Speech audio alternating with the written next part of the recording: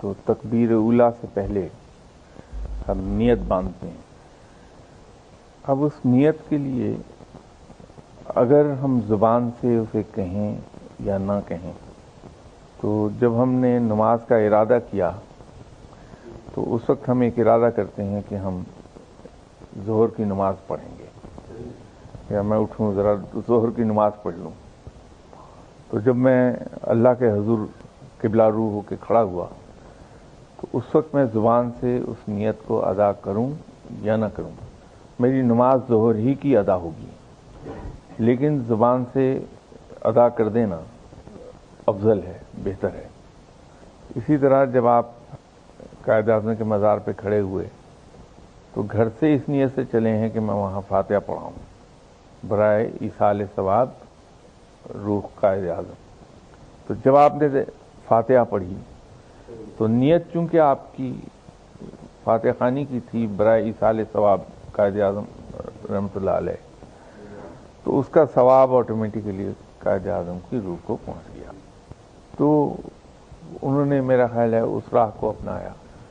اور سعودی عرب میں بھی اگر آپ جائیں تو جب آپ فاتحہ پڑھتے ہیں تو اس کے بعد دعا نہیں مانگتے کوئی بھی، فاتحہ پڑھ کے اٹھاتے ہیں. نہیں، ویسے بھی جب وہ کسی کے گھر جاتے ہیں تعزیت کے لیے، تو ہم بھی جب تعزیت کے لیے جاتے ہیں تو دعا نہیں مانگتے، صرف فاتحہ پڑھ کے اٹھاتے ہیں. تو اس کا ثواب تو قائد اعظم کی روح کو مل گیا.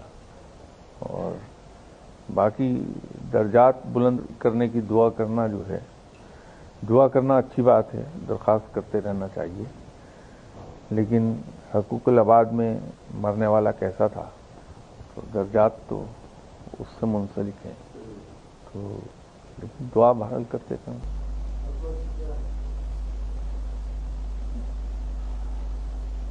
بد دعا کوئی قابل ستائش چیز ہے نہیں اسلام میں، رب کے نزدیک کوئی زیادہ قابل ستائش چیز نہیں. وہ زبان اور دل کی بات، جو جیسے میں نے آپ سے نیت کی بات کی، زبان سے کوئی کہے یا نہ کہے، جو دل سے آواز اٹھ رہی ہے، رب تعالیٰ تو اس کو زیادہ دیکھے گا. زبان سے انسان کیا کہہ رہا ہے اس کی ویلیو کم ہے.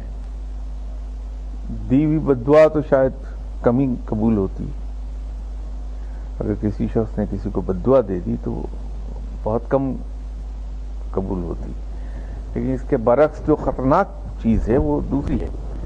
وہ خطرناک چیز یہ ہے کہ اگر ایک آدمی نے کسی کا دل دکھایا تو وہ بندہ آگے سے ہنستا رہا، جینوئنلی دل سے، اس نے اس کا برا نہیں مانا، کچھ بھی اگنور کر دیا کہ کوئی بات نہیں، غلطی ہو گئی، یہ بھی انسان ہے، غلطی کر گیا ہے، خیر ہے.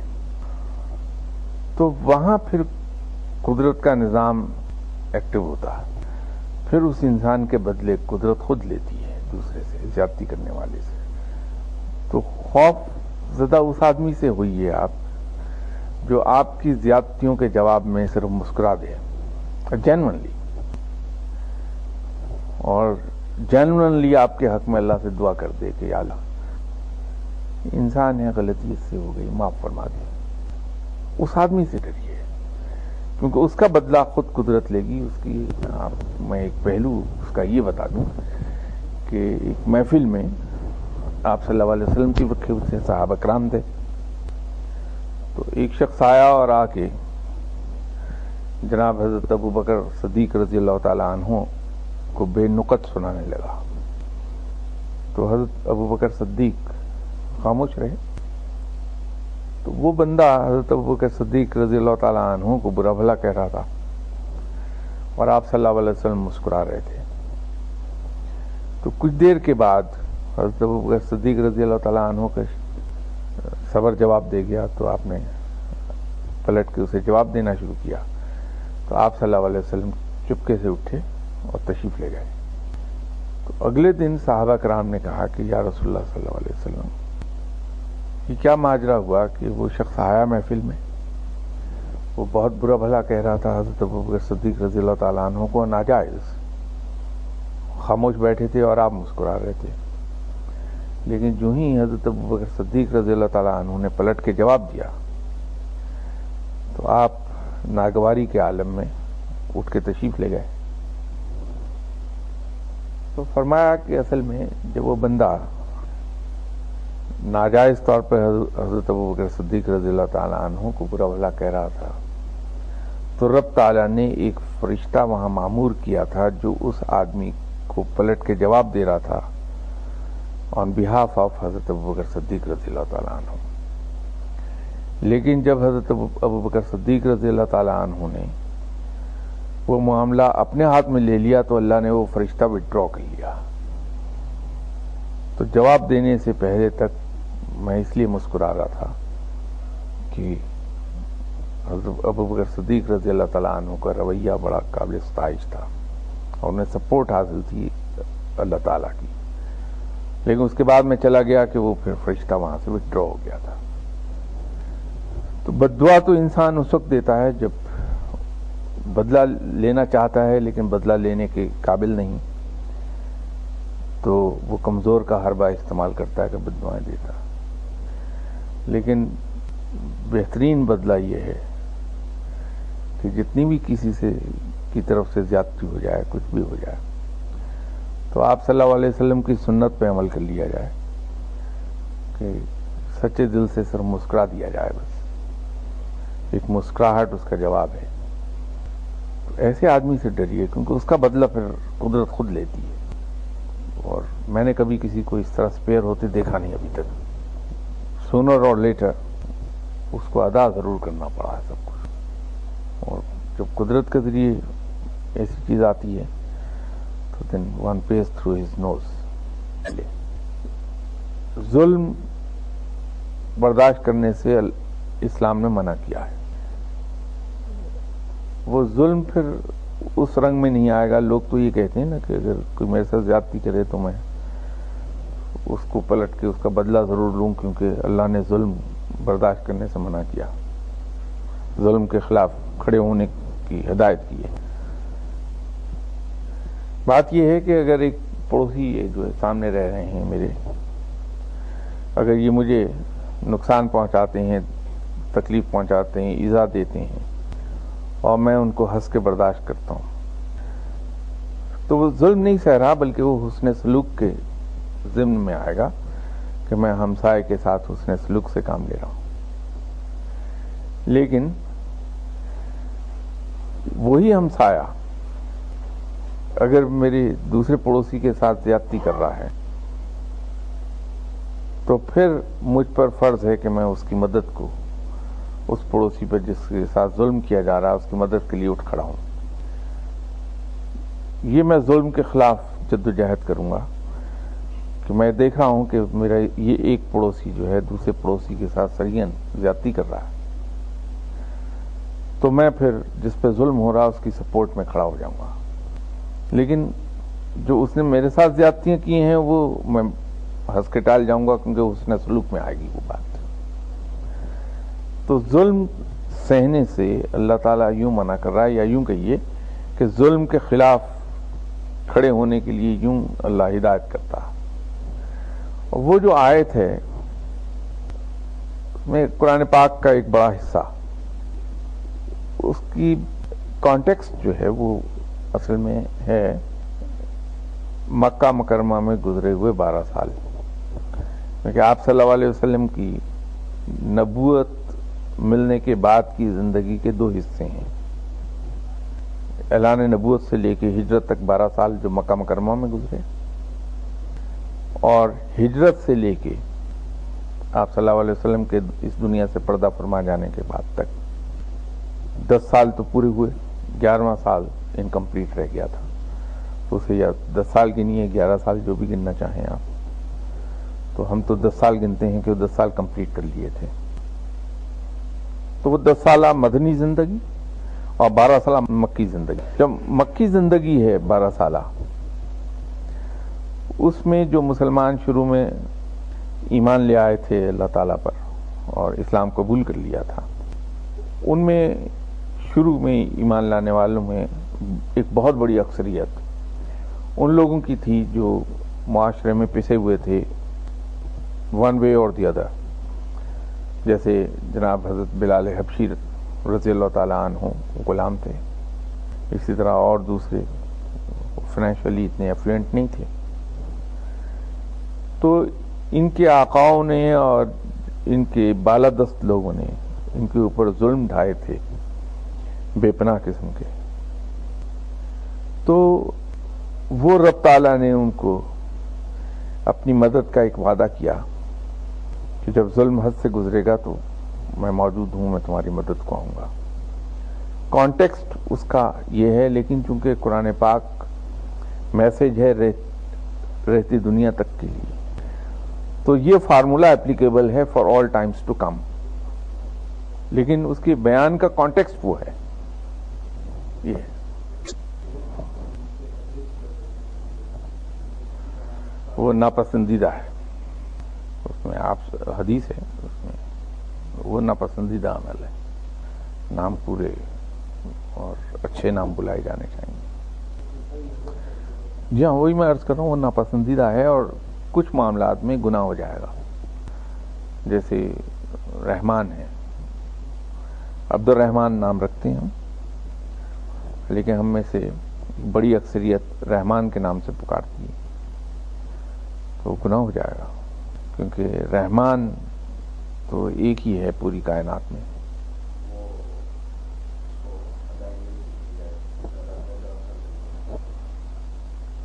دیکھیے، رب تعالیٰ کے ساتھ تو کسی پروٹوکول کی ضرورت ہے نہیں. وہاں تو جتنی دیوانگی سے، جتنے جنون سے آپ اس کے حضور میں پیش ہوں گے اتنا ہی مقبول ہوگا وہ.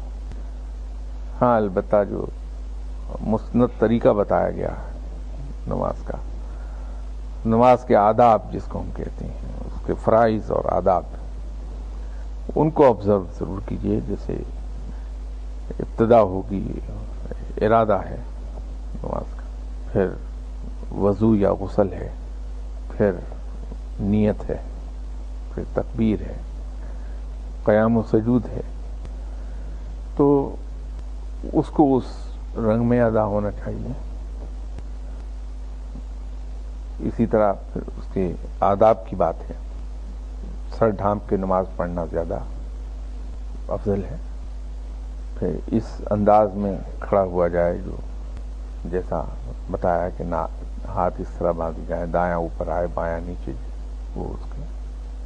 تو ان آداب کا خیال رکھا جانا چاہیے. باقی رب تعالیٰ کے ساتھ تو ہم تو اس میں یقین رکھتے ہیں کہ اس کی محبت کا جنون جس قدر زیادہ ہو جائے گا، اور اس جنون میں جس طرح سے آپ اسے پکارتے ہیں، وہ اس کو زیادہ پسند آتا ہے.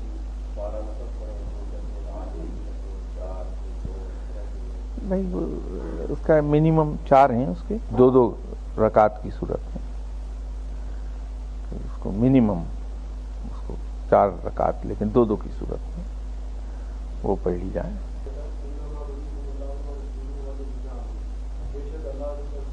صلی اللہ علیہ وسلم. اس موضوع پہ یہاں خاصی تفصیل سے ایک بار بات ہوئی تھی. اب یہ جو آیت ہے، دیکھیے اس میں ترغیب ہے ایک طرح سے، یا اطلاع بھی ہے اور نوید بھی ہے. اس کے اندر 3 چیزیں آیت میں پائی جاتی ہیں کہ مسلمان ایک دوسرے کے مددگار ہیں، اور دوسری طرف تاکید کی ہے کہ وہ لوگ جو ایمان لائے ان پہ فرض ہے کہ وہ مشکل وقت میں اپنے دوسرے مسلمان بھائی کی مدد کریں. یہ تاکید بھی ہے. جہاں تک مزاروں پہ جا کے دعا کرنے کی بات ہے، اس کا اس آیت سے تعلق نہیں ہے. وہ ایک علیحدہ ایشو ہے کہ جو یہاں پہلے جب یہ سوال اٹھا تھا تو میں نے اس وقت ایک گزارش کی تھی کہ قبروں پر جانے کی تو تاکید فرمائی ہے آپ صلی اللہ علیہ وسلم نے، فاتح خوانی بھی کرنی چاہیے. اب ایک جگہ جا کے فرق ہو جائے گا کہ ہلکے سے فرق کے ساتھ یا تو یہ شرک ہو جائے گا یا یہ مستحب رہے گی بات.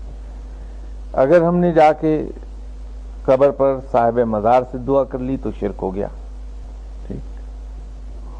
اور اگر ہم نے فاتح خوانی کی اور اس کا ثواب اس صاحب مزار کی روح کو پہنچانے کی درخواست رب سے کرنے کے بعد رب تعالیٰ سے ہی درخواست کی کہ یا اللہ تو رحیم و کریم ہے، تو مہربان ہے، تو اپنے رحیم و کریم ہونے کے صدقے، اپنے انبیاء اکرام کے صدقے ہم پہ رحم فرما دے اور ہماری یہ حاجت تو پوری کر دے، اس میں کوئی برائی نہیں۔ جہاں تک یہ بات ہے کہ دعا تو گھر پہ بھی ہو سکتی ہے، فاتح خوانی گھر پہ بھی ہو سکتی ہے، بالکل درست ہے، اس میں کوئی شک نہیں، لیکن مزار پہ جا کے فاتح خوانی کے سلسلے میں دلیل یہ ہے کہ اگر آپ مثال لے لیں کسی ایک مزار کی، مثلا داتا صاحب کا مزار ہے، وہاں اگر آپ جائیں تو دن کے 24 گھنٹے ہی وہاں قرآن پاک کی تلاوت ہو رہی ہوتی ہے، لوگ درود و سلام میں مصروف ہوتے ہیں، اللہ کا ذکر کسی نہ کسی شکل میں ہر شخص کر رہا ہوتا۔ تو جہاں اللہ کا ذکر ہوگا وہاں رحمت کے فرشتے نازل ہوتے ہیں، تو وہاں تو پہلے ہی اللہ کے رحمت کے فرشتے موجود ہیں۔ اگر ہم بھی وہاں جا کے فاتحہ کرتے ہیں، پڑھتے ہیں، تو اس کی مثال ایسی ہی ہو جائے گی کہ اگر ایک جگہ پر بارش ہو رہی ہے تو آپ اس سے دور بھی کھڑے رہ سکتے ہیں، آپ اس جگہ پر بھی جا کے کھڑے ہو سکتے ہیں جہاں بارش ہو رہی ہے، تو جہاں پہلے سے بارش برس رہی ہے اگر آپ وہاں کھڑے ہوں گے تو وہ بارش کی بوندیں آپ پر بھی گریں گی۔ تو جب آپ بھی اسی اجتہام میں جا کے دعا کرتے ہیں جہاں پہلے سے بہت دنیا دعا کر رہی ہے، ذکر الہی ہو رہا ہے، تو آپ پر بھی وہ رحمت ہوگی، تو چانسز زیادہ ہیں کہ وہاں زیادہ جلدی دعا قبول ہو جائے اللہ کے حضور، وہاں تو پہلے ہی رحمت ہو رہی ہے۔ تو یوں مزار پر جا کے فاتحہ خوانی کرنے میں یہ ایک فائدہ مل جاتا ہے، لیکن یہ کوئی شرط نہیں، فاتحہ آپ اپنے گھر سے بھی پڑھ سکتے ہیں اور کہیں سے بھی چلتے چلتے بھی فاتحہ خوانی کر سکتے ہیں اگر آپ توجہ دے سکتے ہیں تو، لیکن اس صورت میں وہ ایک بینیفٹ ایکسٹرا مل جاتا ہے انسان کا۔ اور جہاں تک صاحب مزار کی بات آپ نے کی تو اس کا تو یہ ہے کہ جو بھی شخص ہے، خواہ وہ زندہ ہے یا اس دنیا سے جا چکا، اسے اپنے نامہ اعمال کو بہتر کرنے کے لیے نیکیوں کی ضرورت ہے۔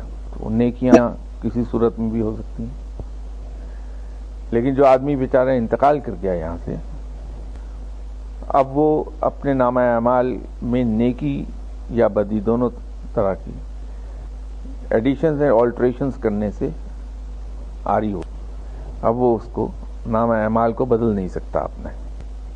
تو جب کوئی زندہ شخص کوئی نیک کام اس نیت سے کرتا ہے کہ اس کا ثواب اس دنیا سے چلے جانے والے آدمی کی روح کو مل جائے،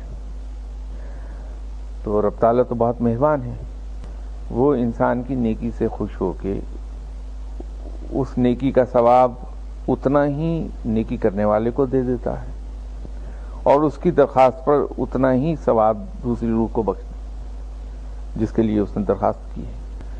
تو جب کسی روح کے نامہ اعمال میں نیکیوں کا اضافہ کیا جاتا ہے کسی کی درخواست پر، تو اس روح کو بھی اطلاع ہوتی ہے کہ فلاں شخص نے میرے نامہ اعمال میں اس ثواب کا اضافہ کروایا، تو وہ روح خوش ہوتی ہے کہ اس آدمی نے میرے ساتھ نیکی کی۔ تو اس خوشی میں اور اس تشکر کے طور پر وہ روح بھی اللہ کے حضور دعا کرتی ہے کہ یا باری تعالیٰ، جس شخص نے میرے ساتھ یہ نیکی کی ہے کہ میرے مر جانے کے بعد میرے نامہ اعمال میں ثواب کا اضافہ کرایا ہے، تو بھی اس پہ مہربانی فرما اور اس کی دعا قبول فرما لے یا اس پہ رحم کر دے، جو بھی۔ تو ہو سکتا ہے کہ اس روح کی دعا کے نتیجے میں اگر وہ نیک آدمی ہے، اللہ کا مقبول آدمی ہے، تو وہ حاجت روا ہو جائے۔ تو وہ جو مدد کی بات آپ کر رہے تھے، وہ اس کے پیچھے یہ میکنزم ہے۔ بے شک بے شک، وہاں کا تو مقام بہت بلند ہے، بہت بلند ہے، اسی لیے میرے پاس جو لوگ دعا کے لیے آتے ہیں میں ان سب سے ایک گزارش کیا کرتا ہوں کہ بھائی مجھے دعا کے لیے کہنے کی بجائے گھر پہ جاؤ اور اپنی والدہ سے دعا کے لیے کہو. ماں سے بڑا ولی اللہ کوئی نہیں ہے. میں تو سب سے کہتا ہوں ماں کی دعا اس کا تو اثر ہی کچھ اور ہے. چاہے ماں کتنی گناہ گار ہو، ماں طوائف بھی کیوں نہیں، اس کی دعا بہت جلد قبول ہوتی ہے اولاد کے لیے. یقیناً اس کی روح اسی درد کے ساتھ دعا کرے گی جس درد سے وہ زندگی میں کرتے رہی. میرا ایمان ہے، غلط یا صحیح اس سے مجھے وہ نہیں ہے، لیکن یہ میرا ایمان ہے کہ ماں کی روح اگر دعا کرتی ہے اولاد کے لیے تو اسی درد سے کرے گی. روحانی طور پہ اس کے کئی ایک تجربات بھی مجھے ہوئے جن کو ظاہر بیان نہیں کیا جا سکتا، کیونکہ روحانی مشاہدات، واردات، تجربات یہ سب آدمی کے اپنی کنزمپشن کے لیے ہوتے ہیں، ان کو پبلک نہیں کیا جا سکتا. لیکن یہ تجربہ ہے میرا، ماں کی روح جس انداز میں تڑپتی ہے اولاد کے لیے انپریسیڈنٹڈ ہے.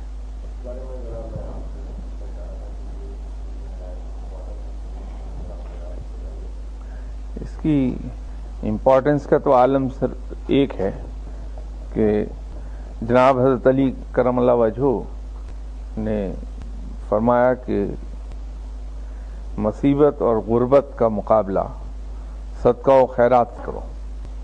کہ نہ صرف مصیبت بلکہ اگر کوئی شخص غربت میں مبتلا ہے، مفلسی میں، تو وہ اگر خیرات کرنے لگے اور صدقات دینے لگے تو رب تعالیٰ اس کے صدقے اس کی مفلسی بھی دور کر دیتا، اس کی غربت دور ہو جاتی.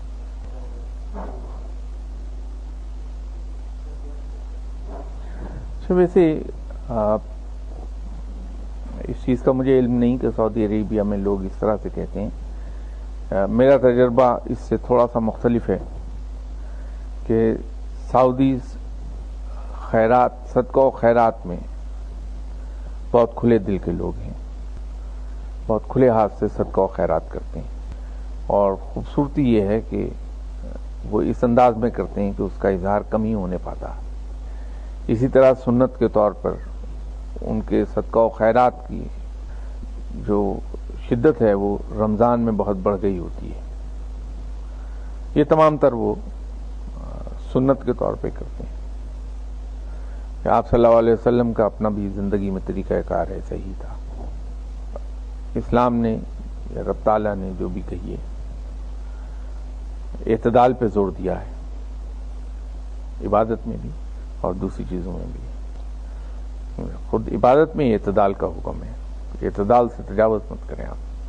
تو اسی طرح خیرات بھی اسی زمرے میں آتی ہے کہ آپ اعتدال میں رہیے، کہ جو آپ کی ذمہ داریاں ہیں، جو فرائض ہیں آپ پر، خیرات کرنے کی وجہ سے کہیں اس میں کوتاہی نہ ہونے پائے.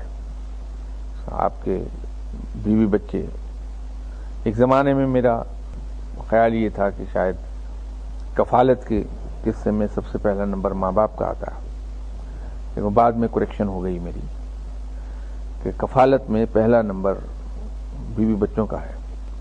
سب سے پہلے ان کی جو جائز ضروریات ہیں وہ پوری ہونی چاہیے. ماں باپ ہیں، پھر بہن بھائی ہیں، اور سو آن سو فورتھ. تو جو لوگ آپ کے زیر کفالت ہیں پہلے ان کی ذمہ داریاں پوری ہونی چاہیے، پھر اس کے بعد صدقہ و خیرات کی باری آئے گی. تو اعتدال کا تو حکم اللہ نے اس میں دیا ہے.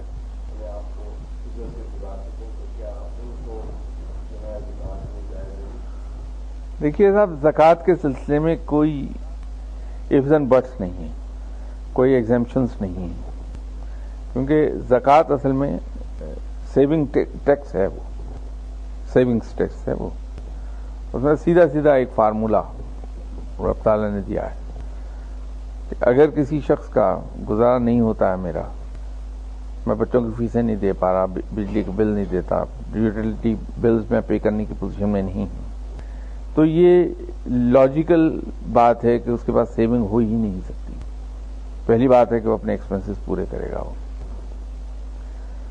دوسرا اس کے اندر اس لیے اگر اس کے پاس 2-4 کڑے باقی ہیں تو یہ بڑی پکی بات ہے کہ وہ سیونگ ہے اس کی، کیونکہ اس کے آمدنی اتنی ہے کہ اخراجات کے بعد سیونگ ہو سکے، ادروائز یہ کنزیوم ہو جائیں گے اخراجات پورے کرنے کے لیے. اس لیے میں یہ اس کا آسان ورڈ بتا رہا تھا زکوٰۃ کا، کہ اس کا دوسرا نام اگر آپ آج کی زبان میں رکھنا چاہیں تو سیونگز ٹیکس بنے گا اس کا. دوسری صورت یہ ہے کہ اگر کوئی آدمی مقروض ہو گیا ہے تو سیدھا سیدھا فارمولہ اسلام میں موجود ہے کہ جتنا قرض ہے وہ زیور کی قیمت میں سے مائنس کر دیجئے، اور پھر اگر وہ منیمم لمٹ سے اوپر رہتا ہے تو اس پہ زکوٰۃ دے دیجئے. وہ تو اللہ تعالیٰ نے بالکل سیدھی سیدھی بات کی ہوئی. جو مکان آپ کے ذاتی استعمال کا ہے اس پہ ٹیکس نہیں، زکوٰۃ نہیں اس پہ. ذاتی استعمال کے علاوہ ہے تو زکوٰۃ لگ جائے گی فوراً. وہ تو بڑا سمپل ہے، لیکن اس میں ifs اینڈ بٹس نہیں ہے کوئی. اسلام اس معاملے میں سخت اصول رکھتا ہے کیونکہ یہ پبلک ویلفیئر سے اس کا تعلق ہے، اس رقم کا.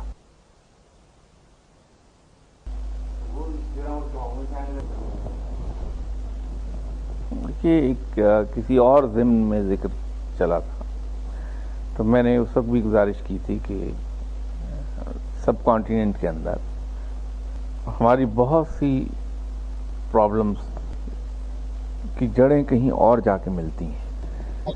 ہم میں سے ایک بڑی اکثریت ہندو سے مسلمان ہوئی ہے، ماں سوائے وہ بہت ہی مختصر سی اقلیت جو عرب سے آئی. تو جب ہم ہندو سے مسلمان ہوئے ہیں تو اس کے باوجود ہندوؤں کی میجورٹی یہاں رہی اور ہم ہندوؤں میں رہتے رہے. تو چونکہ ہمارا سوشل انٹریکشن ہندوؤں ہی کے ساتھ رہا تو ہمارا بلیف تو چینج ہو گیا، ریلیجن ہم نے تبدیل کر لیا، لیکن ہمارا رہن سہن انہی رسومات کا پابند رہا جو ہندو معاشرے کی ہیں. تو ہندوازم کی بہت سی قباحتیں وہ ابھی تک ہماری زندگی میں چلی آ رہی ہیں. اب ہندوازم میں تو دیوتا اور دیویوں کو خوش کرنے کے لیے انسانی جان کی قربانی بھی دی جاتی ہے. ان کے عقائد کے مطابق منگل کے روز اگر خون بہایا جائے کسی ملک میں تو اس سے بلائیں دور رہتی ہیں. پھر انہوں نے اپنا انڈیپینڈنس ڈے وہ بجائے 14 اگست کے 15 اگست کر لیا، جبکہ دونوں ملک بنے ایک وقت میں تھے، صرف اس لیے کہ ان کے پنڈتوں نے ان کو یہ بتایا تھا کہ صاحب جوتش کے حساب سے اگر 15 اگست کو آزادی ڈکلیئر کی جائے تو بڑی مبارک رہے گی. تو یہ ہندو عقائد کا حصہ ہیں یہ چیزیں، وہاں سے ہم کیری کیے ہوئے ہیں کیونکہ جڑیں ہماری وہیں. پھر ہم یہیں ہندوؤں کے ساتھ رہتے رہے تو وہ سوشل چیزیں رسومات یہ زیادہ ہیں جنہوں نے آہستہ آہستہ عقائد کی شکل لے لی ہے. ادروائز صدقہ و خیرات کسی فارم میں کی جائے، بھوکے کو کھانا کھلا دیجیے، کسی مقروض کا قرض ادا کر دیجیے، کسی غلام کو آزاد کروا دیجیے، کسی قیدی کو رہا کروا لیجیے. یہ سب صدقہ و خیرات کے ضمن میں آتی بات. آپ اگر دیکھتے ہیں کہ آپ کے ارد گرد کہیں کوئی ایسا انسان ہے جو فائنینشلی لیس فارچونیٹ ہے تو بکرا ذبح کرنے کی بجائے بے شک صدقے کا بکرا، قربانی نہیں، صدقے کا بکرا، اس کی قیمت جا کے اس کو دے دیجیے اس نیت سے کہ یہ اللہ کے نام پہ اس کی میں مدد کر رہا ہوں.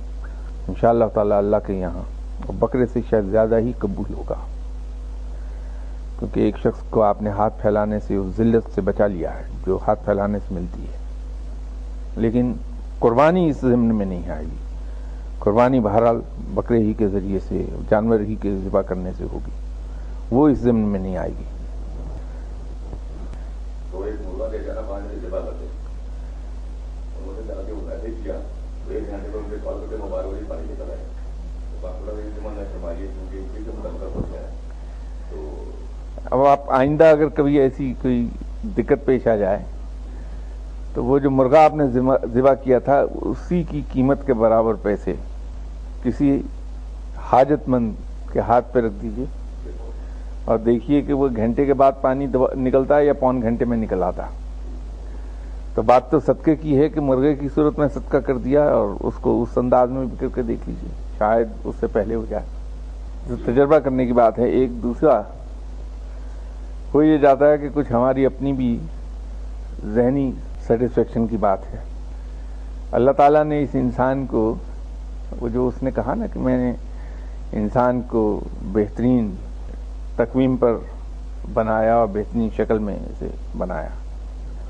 انسانی جسم تو ایک سائنسی عجوبہ ہے ہی ہے, اور بڑے سے بڑا ڈاکٹر جو علم کے بہت اونچے مقام پر بیٹھا ہے, وہ بھی اگر حوصلہ مند ہے تو کھلے لفظوں میں اس چیز کو تسلیم کرتا ہے کہ آج بھی جبکہ کلینکل سائنس اتنی ایڈوانس کر گئی ہے, میڈیکل سائنس میں انسانی ہیومن اناٹمی کو سائنس آج بھی 30 to 40% سے زیادہ سمجھ نہیں سکی.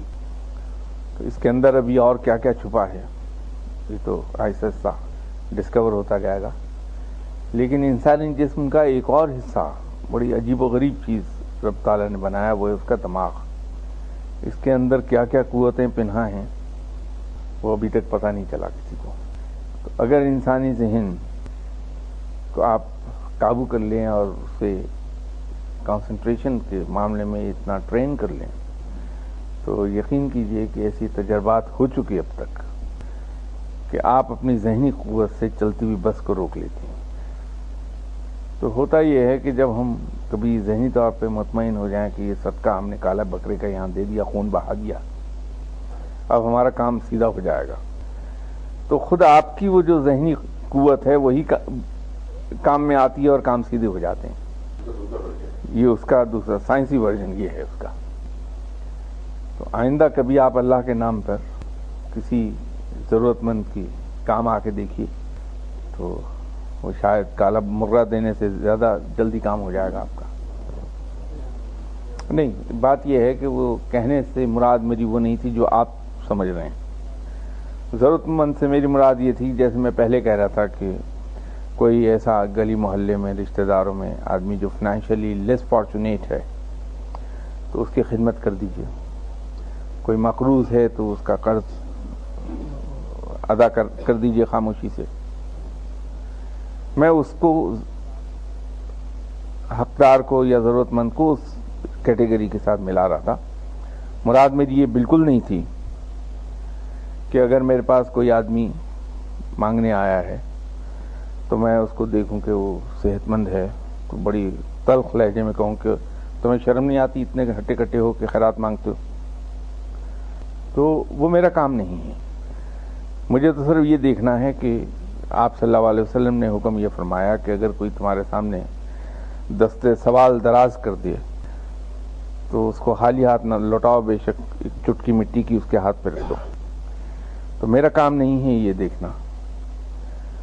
میں تو اگر خدمت کر سکتا ہوں تو خاموشی سے کر دوں گا. لیکن وہ جو بات میں کر رہا تھا وہ یہ تھا کہ اگر جب آپ صدقہ دینے تو ظاہر ہے کہ کوئی مانگنے تو نہیں آئے گا آپ کے پاس, تو نظر دوڑائیے ارد گرد, جو ضرورت مند ہے اس کے پاس خود چل کے چلے جائیے اور جا کے اتنی خاموشی اور اس انداز میں اس کی خدمت کر دیجئے کہ وہ جو داتا گنج بخش رحمۃ اللہ علیہ صاحب نے فرمایا تھا کہ تم لوگوں کی خدمت, بلکہ صحیح الفاظ یہ ہیں کہ فقیر پر لازم ہے کہ وہ دوسروں کی خدمت اس طرح سے کرے کہ خود خدمت لینے والا یہ سمجھے کہ میں نے اس آدمی سے اپنی خدمت کروا کے اس پر احسان کیا ہے.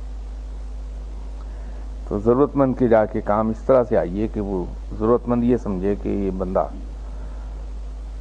کسی مشکل میں پھنسا ہوا تھا تو میری خدمت کر کے اپنی جان چھڑا لے. تو اصل میں اس نے مجھ پہ احسان نہیں کیا, اپنے آپ پہ احسان کیا ہے.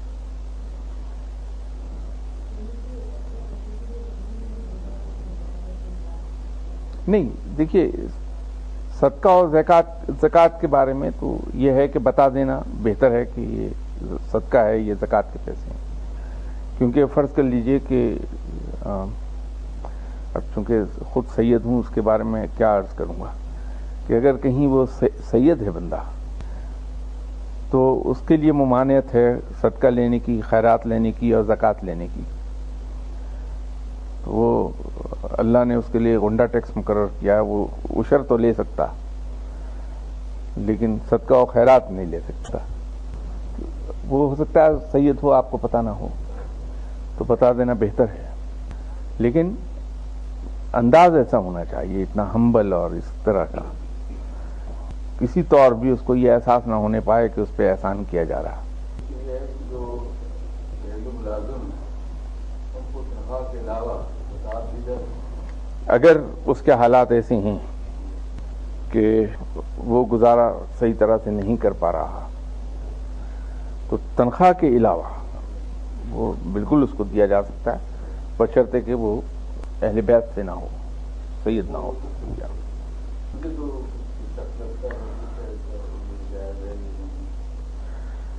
نہیں ہو سکتا ہے کہ ان کے ایڈمنسٹریٹو ایکسپینسز، آپریشنل ایکسپینسز اتنے زیادہ ہوں تو وہ اس سے وہ پورا کرنا چاہتے ہیں، اس میں ڈونیشنز ان کو ملتے رہتے ہیں اور ہو جاتا ہے. تو اب اس میں یہ ہے کہ آپ کس انداز میں کیا سوچتے ہیں، آپ کی اپنی ویژن کیا ہے.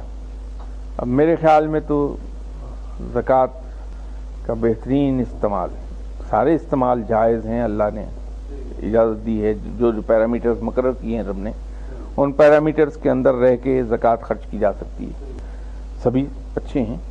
لیکن ان سب اچھے استعمالوں میں ایک بہترین استعمال میرے نزدیک تو یہ ہے کہ ایسے اسٹوڈنٹس جو قابلیت رکھتے ہیں، ٹیلنٹ موجود ہے، ول ٹو لرن موجود ہے، لیکن مالی وسائل کی کمی کی وجہ سے تعلیم حاصل نہیں کر پا رہے اور مسلمان اسٹوڈنٹ ہے، تو اس کو اگر زکوٰۃ کے پیسوں سے تعلیم دلا دی جائے، یہ زکوٰۃ کا شاید بہترین استعمال ہوگا، کیونکہ آنے والی تمام نسلیں سنور جائیں گی اس کی. دوسرے نمبر پہ یہ ہو سکتا ہے کہ زکوٰۃ کے پیسے اکٹھے کر کے تو ایسا شخص جو بیچارہ وسائل کی کمی کی وجہ سے روزی کمانے سے محتاج ہے، تو اس کو کوئی چھوٹا موٹا کاروبار کرا دیا جائے تاکہ وہ مستقل روٹی کمانے لگے، تو خود زکوٰۃ دینے کی پوزیشن میں آ جائے. میرے نزدیک تو یہ زیادہ افضل ہی بات ہے.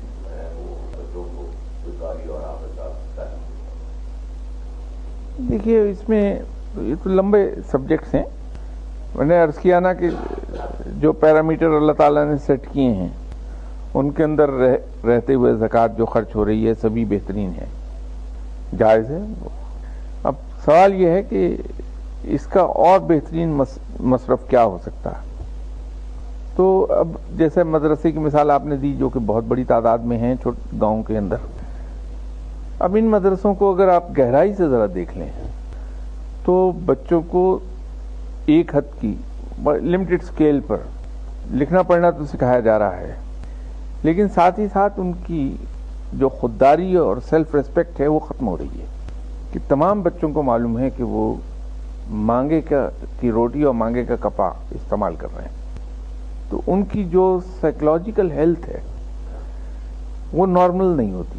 تو اسلام تو ہاتھ جو پھیلنے والا ہاتھ ہے اس کو کنڈیم کرتا ہے. وہ حدیث موجود ہے کہ اوپر والا ہاتھ نیچے والے ہاتھ سے بہتر ہے. ان مدرسوں میں تو وہ ہاتھ پھیلانے کی ایک عادت ڈیولپ ہوتی ہے بندے میں. تو اس کا یہ ہے کہ گورنمنٹ یا کسی اور سطح پر ان کی امداد اس طرح سے کر دی جائے کہ بچوں کو مانگے تانگے کہ روٹی اور کپڑے پر زندہ نہ رہنا پڑے. پھر وہاں پہ جو تعلیم دی جاتی ہے وہ تعلیم بہت ہی لمیٹڈ اسکیل کی ہے. لمیٹڈ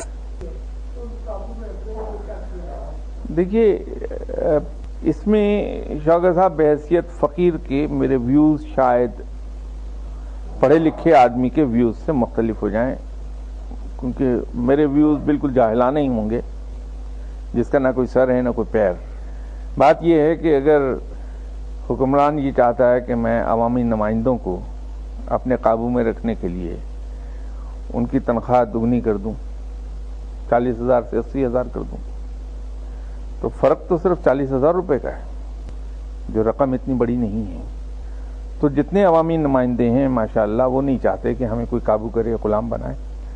تو یہ جو انکریز ہے اس کو وہ پریزیڈنٹ کے منہ پہ دے مارتے ہیں کہ ہم میں سے ایک آدمی بھی یہ لینے کو تیار نہیں ہے، تم ہمیں لالچ کی ہڈی ڈال رہے ہو، تو پریزیڈنٹ تو کسی صورت ان کو قابو نہ کر پایا، بلکہ الٹا شرمندہ ہو جائے گا۔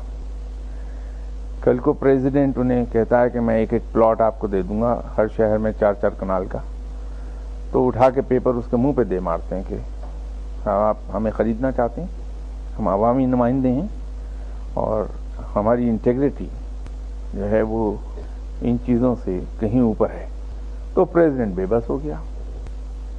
بات یہ ہے کہ وہ ایک بار کچھ بہت پڑھے لکھے لوگ، جن میں کچھ جنرل بھی شامل تھے، وہ بیٹھے ہوئے ایک جگہ گفتگو کر رہے تھے، تو کچھ لوگوں کا یہ خیال تھا، چونکہ وہ دانشور تھے تو ان کی سوچ گہری تھی کہ رشوت اس لیے زیادہ ہے کہ غربت، بجلی کی چوری اس لیے کی جاتی ہے کہ انسان غریب ہے، یوٹیلیٹی بل پے نہیں کر سکتا، اسٹریٹ کرائمز اس لیے زیادہ ہیں کہ غربت زیادہ ہے، روٹی چلانے کے لیے اسٹریٹ کرائم۔ تو میرا ان سے ایک سوال تھا کہ کیا آج غربت اسلام کے ابتدائی زمانے سے زیادہ ہے؟ اس وقت تو پیٹ پہ پتھر باندھ کے آپ نے جنگیں لڑی تھیں، تو آج کیا ہم 2 یا 3 یا 4 پتھر پیٹ پہ باندھ کے جنگ لڑتے ہیں؟ تو ظاہر ہے کہ وہ ایک لمحہ سوچنے کے بعد جو حقیقت ہے اسی کو تسلیم کرنا پڑا کہ نہیں صاحب، اس وقت غربت موجودہ غربت سے کم 5000 گنا زیادہ تھی۔ تو پھر کیا وجہ ہے کہ اس وقت اسٹریٹ کرائمز اور دوسری چیزیں اسلامی معاشرے میں نہیں تھیں؟ بات یہ ہے کہ ہر آدمی کا ایمان اپنی جگہ درست تھا۔ اس وقت کا رویہ اصل میں یہ تھا کہ جیسے آج ہماری خواہش ہے کہ ہمارا ہر حکمران حضرت عمر رضی اللہ تعالی عنہ جیسا ہو، تو یہ خواہش کرتے وقت ہم ایک بات یہ بھول رہے ہیں کہ اگر امیر المومنین جناب سیدنا حضرت عمر رضی اللہ تعالی عنہ تھے تو رعایا صحابہ کرام تھی، تو ہمارے امیر المومنین کو حضرت عمر رضی اللہ تعالی عنہ کے مقام تک پہنچانے کے لیے یہ ضروری ہے کہ ہم صحابہ کرام کے کردار کے مقام کو پہنچ جائیں، ٹھیک؟ لیکن المیہ یہ ہے کہ میں یہ چاہتا ہوں کہ آپ میں سے ہر آدمی حضرت جنید بغدادی ہو اور میں خود واجپائی کی زندگی گزارتا رہوں۔ اسی طرح ہم میں سے ہر آدمی کی خواہش یہ ہے کہ مجھے دنیا فرعون کی سی ملے اور آخرت موسیٰ کی سی مل جائے۔ یہ ہو نہیں سکتا۔ تو نہ تو ایک آدمی جو ٹاپ پر بیٹھا ہوا ہے یا جو سب سے نچلی سطح پر کام کر رہا ہے، وہ سب لوگوں کو خراب کر سکتا ہے، نہ سب لوگوں کو اچھا کر سکتا ہے۔ اگر ایمان نہیں بکتا میرا تو آپ لوگ مجھے تو لاجت دلا نہیں سکتے، اور اگر میرا ایمان اتنا ہی کمزور ہے تو مجھے آپ کی بھی ضرورت نہیں، میں ویسے ہی ایمان بیچتا رہوں گا بیٹھا۔ تو بات تو وہیں آ جائے گی جو عرض کیا کرتا ہوں کہ ہم میں سے ہر آدمی یہ سوچ لے کہ باقی سب اچھے ہیں، میں برا ہوں، اور مجھے اپنے آپ کو ٹھیک کرنا ہے، تو معاشرہ ایک دم ٹھیک ہو جائے گا۔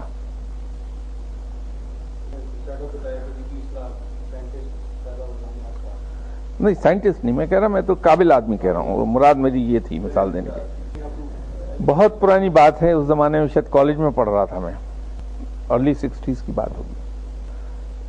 اخبار میں ایک خبر چھپی کہ ایک گریجویٹ نوجوان نے بیکاری سے تنگ آ کے خودکشی کر لی۔ ان دنوں پنجاب میں صرف ایک ہی اخبار پڑھا جاتا تھا انگلش کا، پاکستان ٹائمز۔ چوتھے یا 5ویں دن پاکستان ٹائمز میں ایک پروفیسر صاحب تھے گورنمنٹ کالج کے، ان کا مضمون چھپا، بہت خوبصورت مضمون تھا جس نے میرے ذہن پہ بڑے گہرے نقش چھوڑے۔ انہوں نے وہ مضمون تو کیا تھا، لیٹر ٹو دی ایڈیٹر تھا وہ۔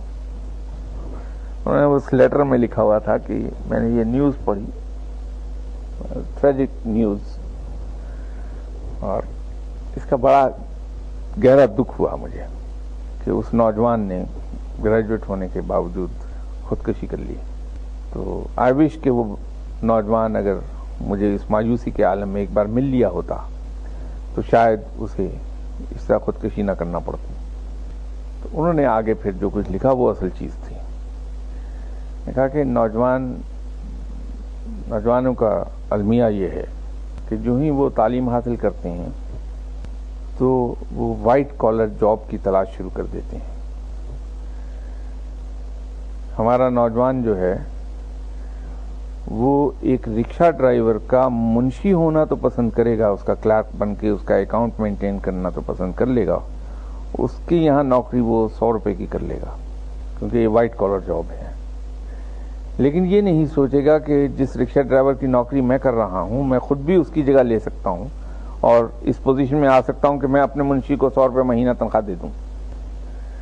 تو انہوں نے لکھا کہ میں اس نوجوان کو جیب سے پیسے دیتا کہ بیٹا یہ جاؤ اور بوٹ پالش والی ایک صندوقچی خرید لو اور کسی مناسب جگہ پر فٹ پاتھ پر بیٹھ کے تم بوٹ پالش کرنا شروع کرو. چونکہ تم پڑھے لکھے ہو تو اس بوٹ پالش کے فن میں بھی ایک ندرت پیدا کرو گے اور اس ندرت کے ذریعے تمہارا کاروبار بہت چمکے گا. صرف سال بھر میں تم کہیں کھوکھا کرائے پر لوگے، اس کے اندر ایسی کئی صندوقچیاں رکھے ہوئے تمہارے ملازم بیٹھے ہوں گے اور ایک صندوقچی پر تم بھی بیٹھے پالش کر رہے ہوگے اور ساتھ تمہارے امپلائیز بیٹھے پالش کر رہے ہوں گے. اور اگلے 5 سال کے بعد وہ کھوکھا ایک بڑی دکان میں تبدیل ہو جائے گا جہاں تم کاؤنٹر کے پیچھے بیٹھے ہوگے اور 10 ایسے ورک سٹیشن لگے ہوں گے جس پر بیٹھے لوگ پالش کر رہے ہوں گے تمہارے لیے، اور اس کے بعد ایک کارخانے کے مالک بن جاؤ گے. لیکن ابتدا بوٹ پالش کی صندوقچی سے کرنا ہوگی. بات یہ ہے کہ جب آپ کے یہاں پڑھے لکھے انلائٹنڈ لوگ آتے ہیں، انفراسٹرکچر ایسی کوئی چیز نہیں ہے کہ آپ نے مکان بنانے کے لیے شٹرنگ کا ایک اسٹرکچر کھڑا کیا ہے. یہ انفراسٹرکچر اسی طرح بنتا چلا جاتا ہے، خود بخود بنتا چلا جائے گا. یہ دیے سے دیا جلتا ہے. تو جب پہلے